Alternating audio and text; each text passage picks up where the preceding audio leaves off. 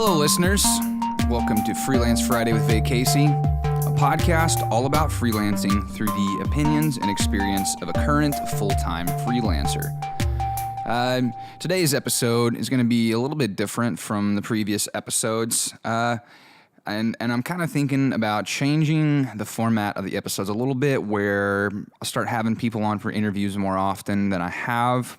Pretty much the idea, I think, now is I'm going to start having people on for interviews for every episode. And as you may have noticed, if you've been following the show at all, this is the first episode to come out in a while. Part of that, I've just been working on some stuff in my personal life, kind of reevaluating stuff with the podcast and with a lot of things with business and whatnot. But the plan is to continue doing the podcast, though it's not going to be as frequent, at least for the time being.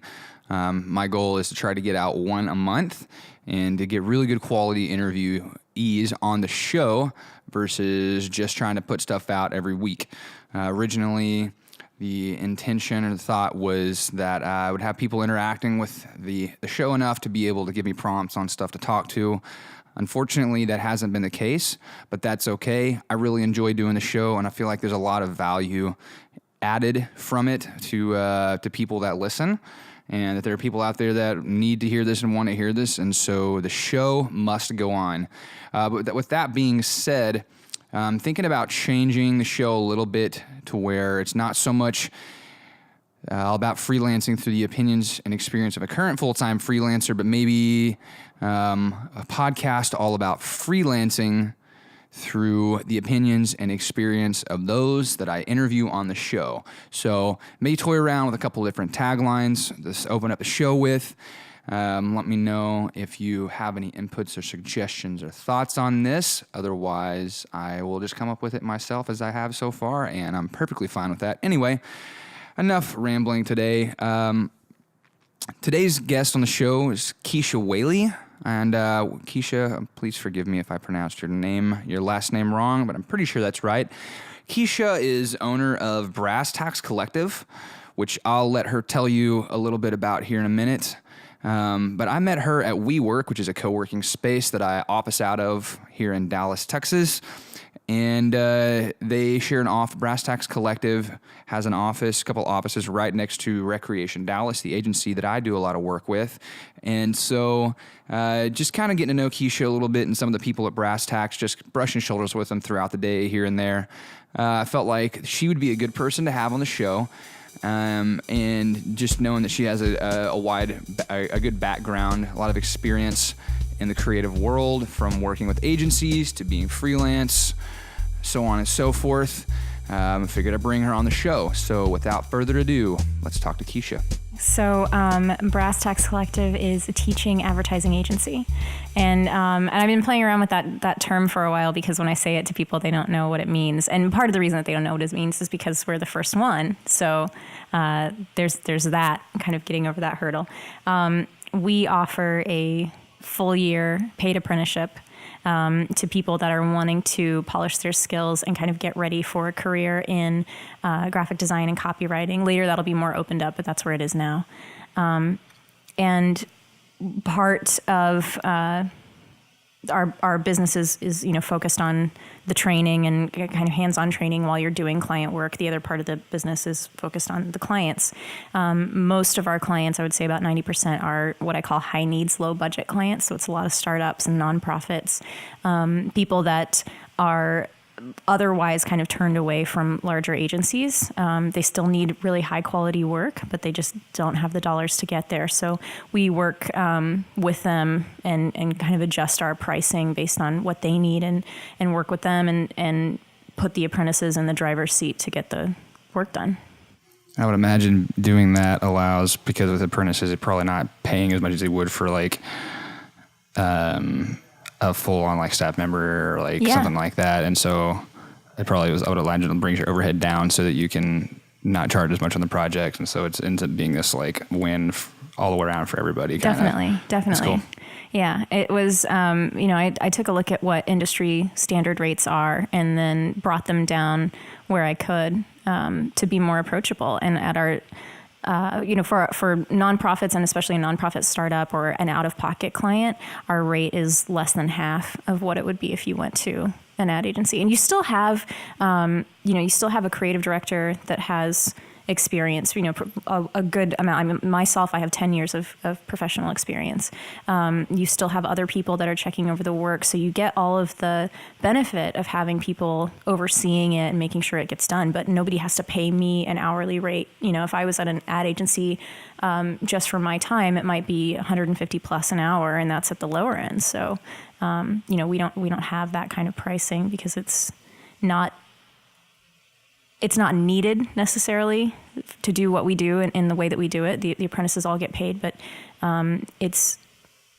we're using the money, almost like a nonprofit would. It's all going where it needs to go, and right. There's a tiny bit of profit just to, if anything goes down, we have a cushion.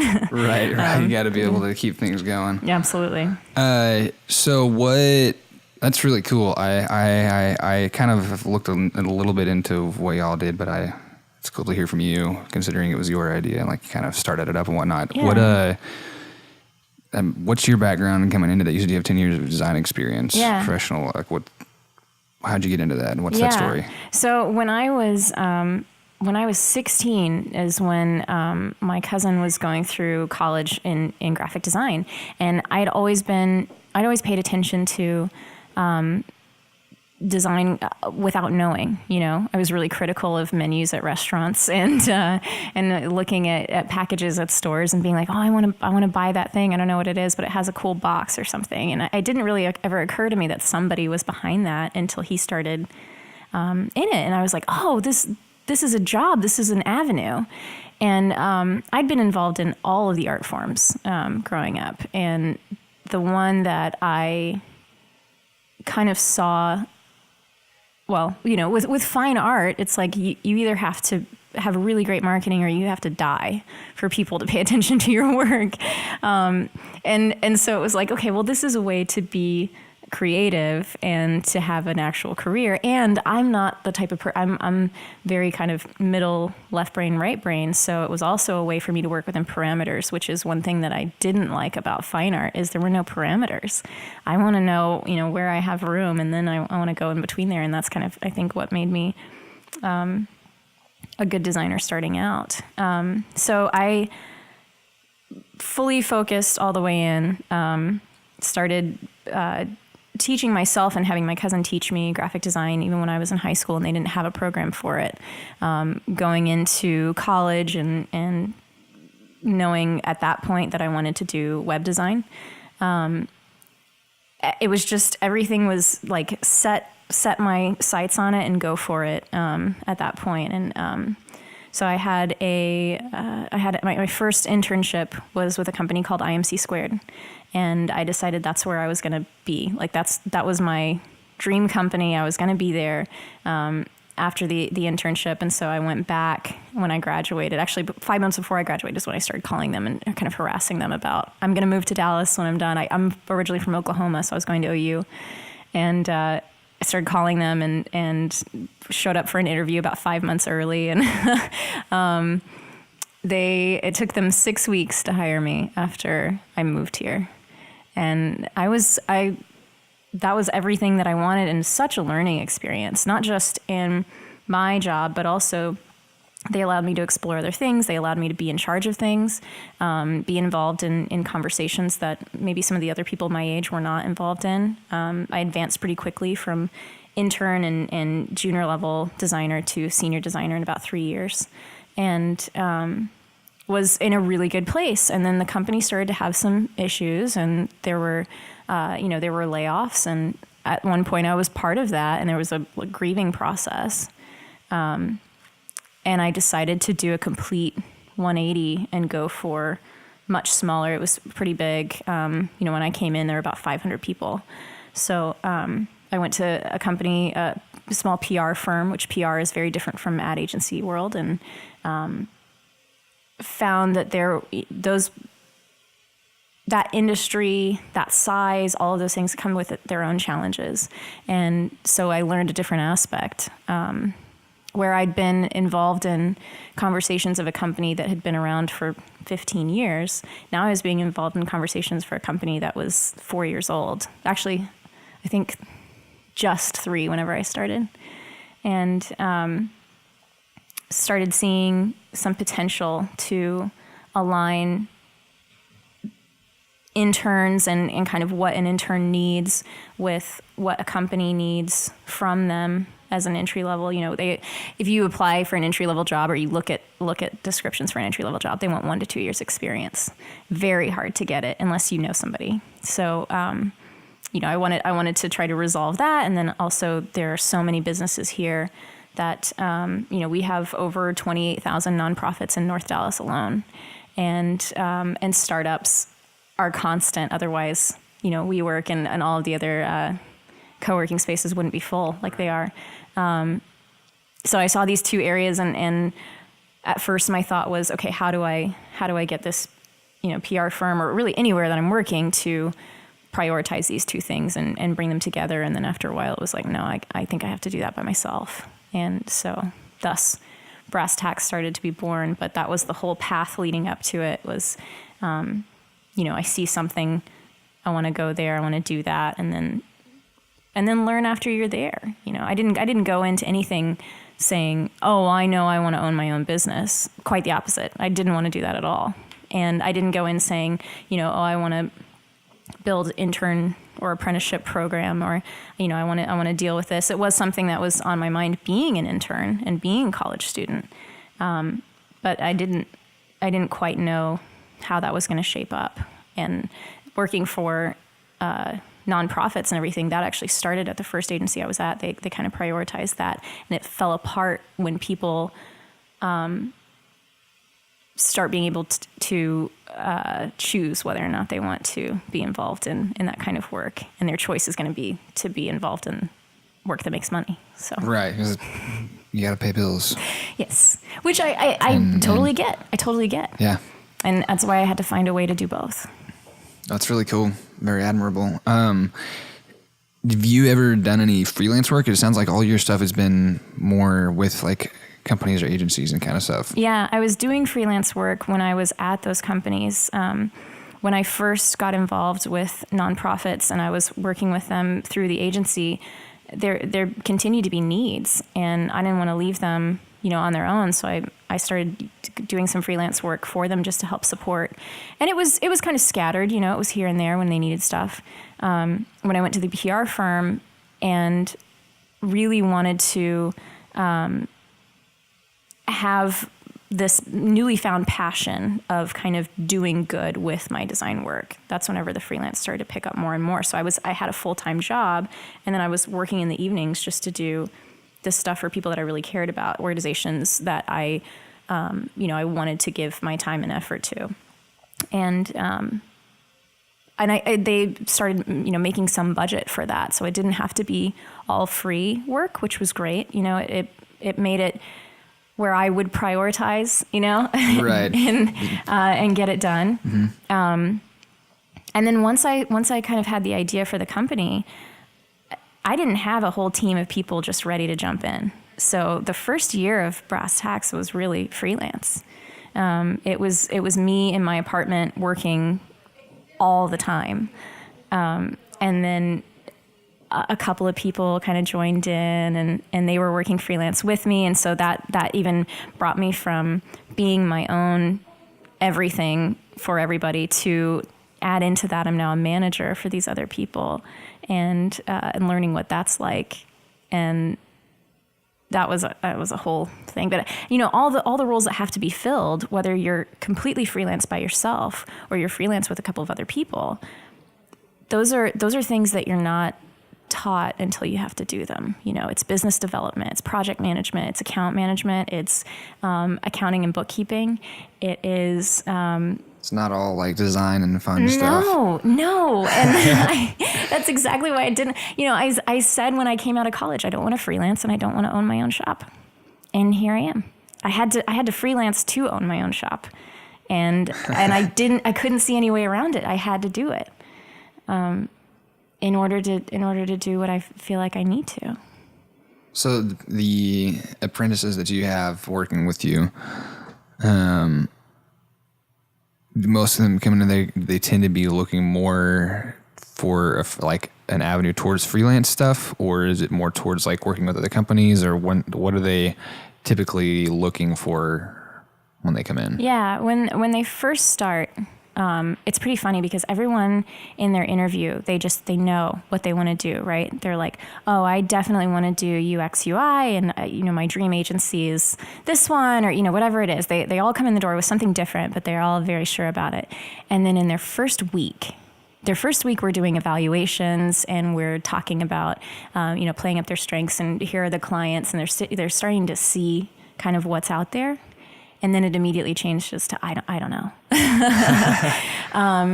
We had this term that stayed with the idea that he wanted to be a freelancer and kind of start up his own thing for about 4 months until we started having more conversations about what all's involved in that. And then he sort of turned that around to maybe I need to work some places first and gain some perspective before I jump up on my own. I do think that that's important. If you haven't ever worked for somebody else, then you're not sure what all goes into. Well, I guess I shouldn't just say working for somebody else, because it's not even just that. You have to observe what's going on in order to know how to apply it to yourself. So if you have no frame of reference, then things like business development and the account side and all those things are kind of outside of your peripheral. So I do think it's best to have something to refer to, or maybe even if you had a really great mentor or a coach that could be, alongside you, because otherwise those things won't enter your mind until they're a problem. And it's not even that you're like intentionally neglecting them. It's just like it's literally something that you've never thought about. No. What if you're talking to somebody it's considering freelancing or starting out, that is like, what are those things in your mind? Read everything. I had a bunch of books. I got Business Model Generation and the Lean Startup and all those things. And so I was reading about how to go about these things. I am personally terrified of legal repercussions. So I made sure I got lawyers and was like, I need you guys to draft my contracts. I filed for the LLC with an attorney because we're kind of in two camps of advertising and education. I just wanted to make sure I did it right. So in all those things, it's like, make sure that you, at the very least, that you are talking to other people and kind of asking what are those things.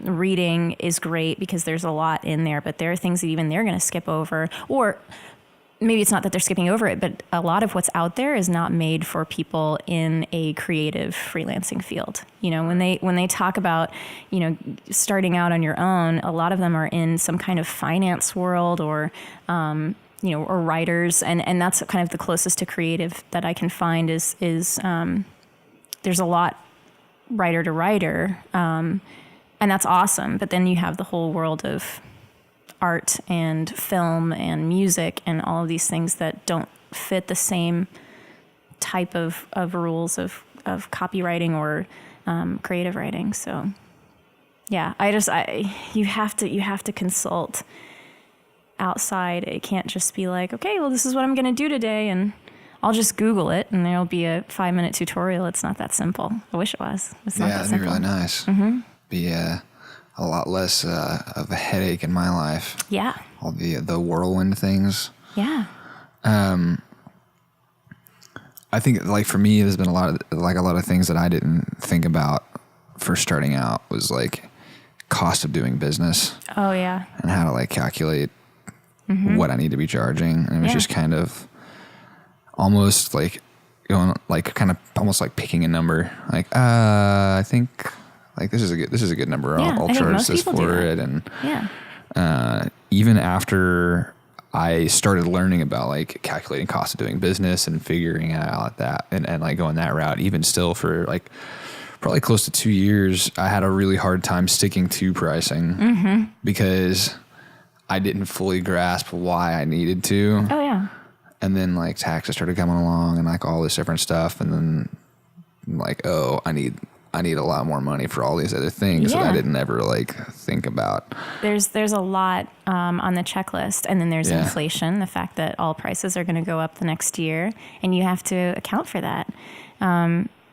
It's so much, and I am such a like squishy hearted person. I mean, when I was babysitting at 11, I would say I charge $5 an hour, but I can do $2.50 if that's a problem. Like I was already talking myself down before they said anything. And so with starting out, it's the same thing with my pricing. It was like, well, I could probably do this. When you have a job, you could do it for whatever you wanted to.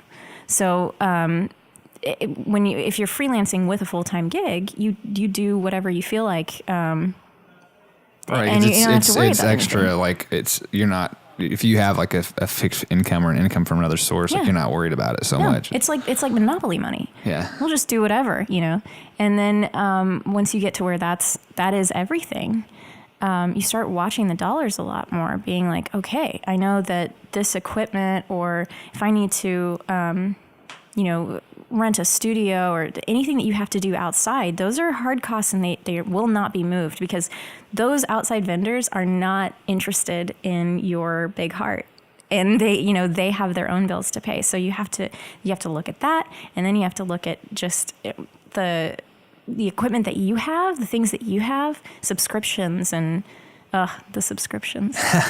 I know there was a point in time where that wasn't a thing.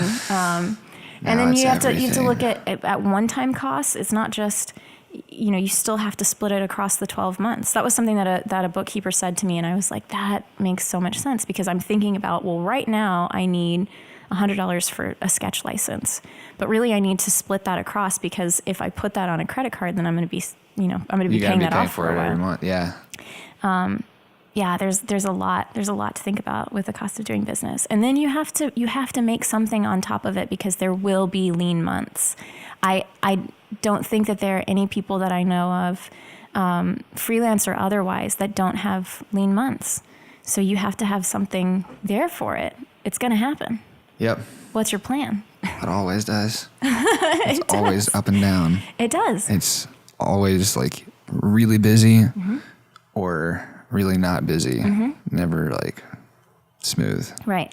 And when it's really busy and you're making all that money, you find out really creative ways to spend it. You're like, I saw this lens, or I saw this really great, plug-in. I just need that, right? If I did that and then did 5 jobs at X amount, then I could pay for that. And then, I could totally do that. I could totally do that. And work's going great right now. Yeah. And then the next month it drops off, and you're not getting any of the work you thought you were with a new gear. Cool, I'm so glad I bought that thing that I can't even use now, because there's nothing to do.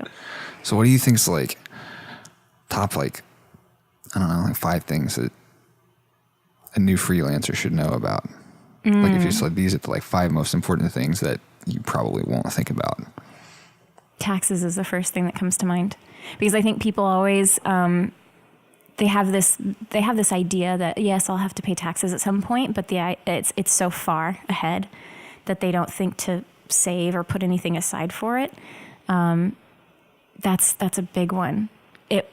I can't even say I was ever good at it. I wasn't good at saving for that. It was always, when it came down to it was like, now I have to file an extension because I have to deal with the taxes. So that's the first thing.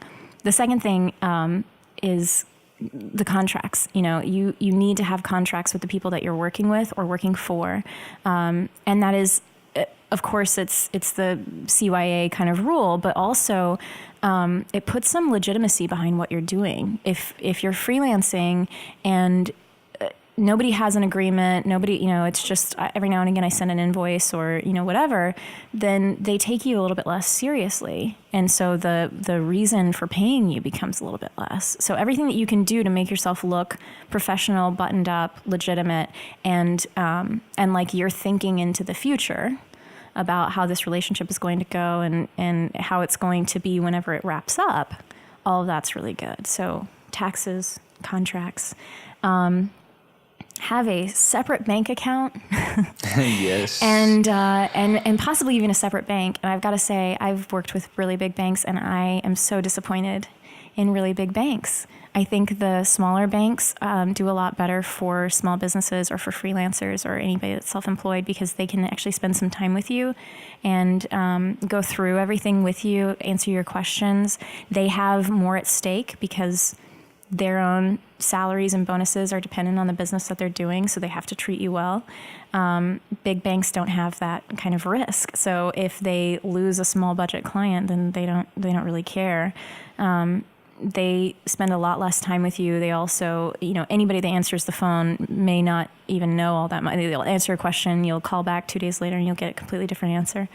I don't know. It's been kind of disheartening going through it, but I am glad to know that after changing to 3 banks, big banks, and being like, okay, these are I'm having the same experience with all of these, and then talking to my other friends that have small banks as their business banks, and they love them and like know not only the person that they're working with, but like their family and everything. I'm like, okay, fine. So what were the things that you were going to them, like to the bigger banks, and you were looking for that you weren't finding?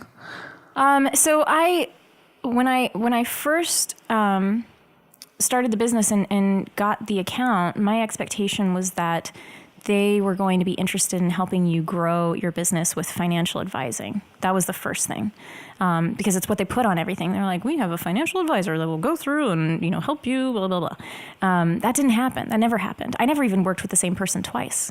The person that opened my account was not the person that answered my first question, was not the person that I met with whenever I came in and was having complications setting everything up. And when I did finally decide to look at a line of credit and a credit card and everything, and looked at a different one, it was kind of the same deal. The person that got me started and was like, call me anytime, I'll be here to help you, never answered his phone or emails again. And I just got passed around from person to person until I finally just got fed up and closed the account. And then third bank, kind of the same deal. I was working with somebody for a while, but they were kind of few and far between with their communications back.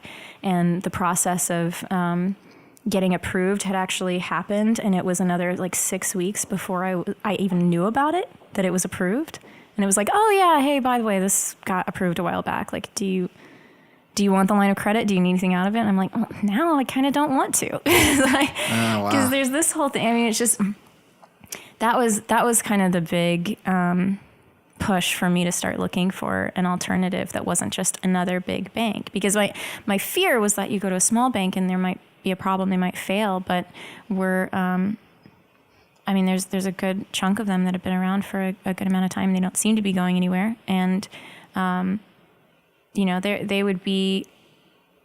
they are going to be more invested in that process. Because like I said, if a big bank loses a small client, they don't care. But if a small bank loses a small client, that's still probably a big chunk of their, what they have, their assets. Yeah, every little bit counts. Mm-hmm.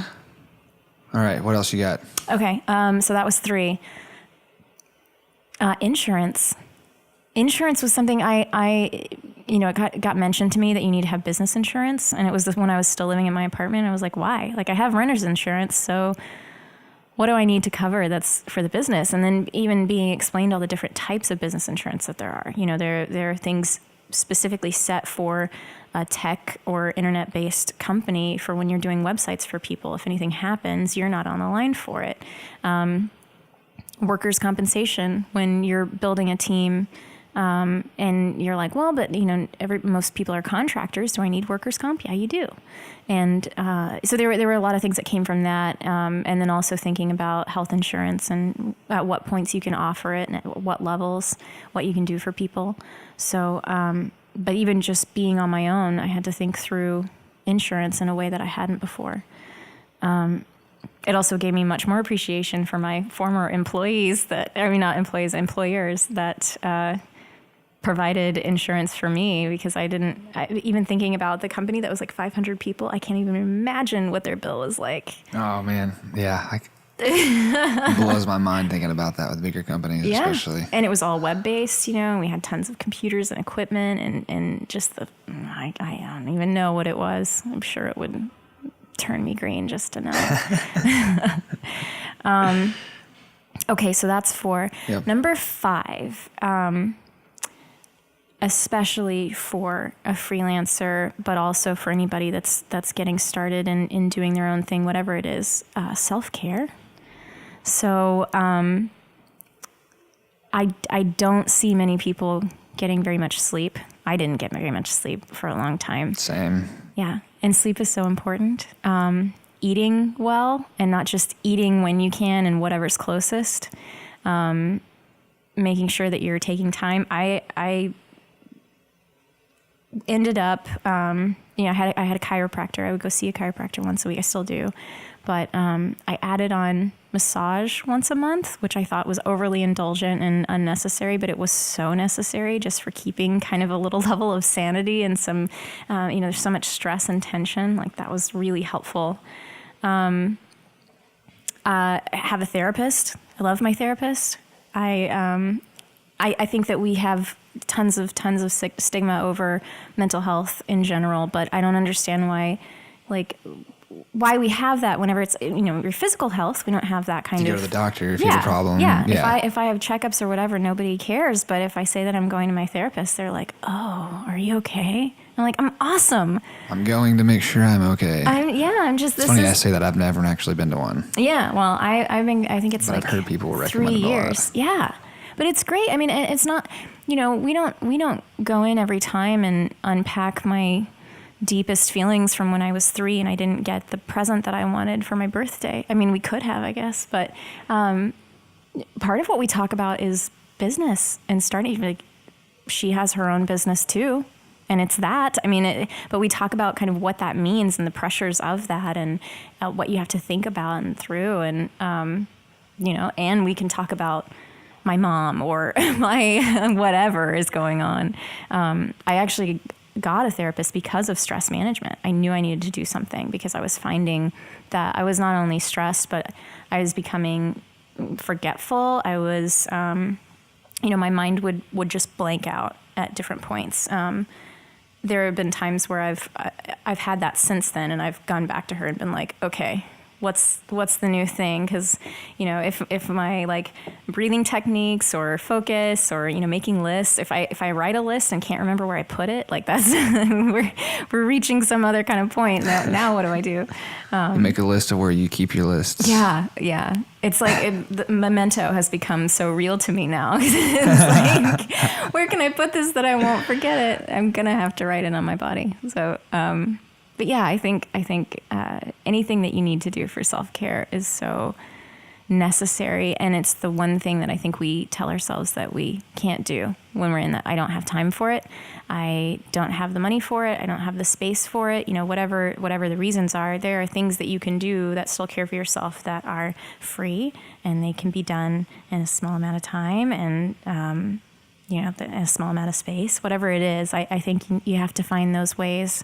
Because if you burn out, then what happens?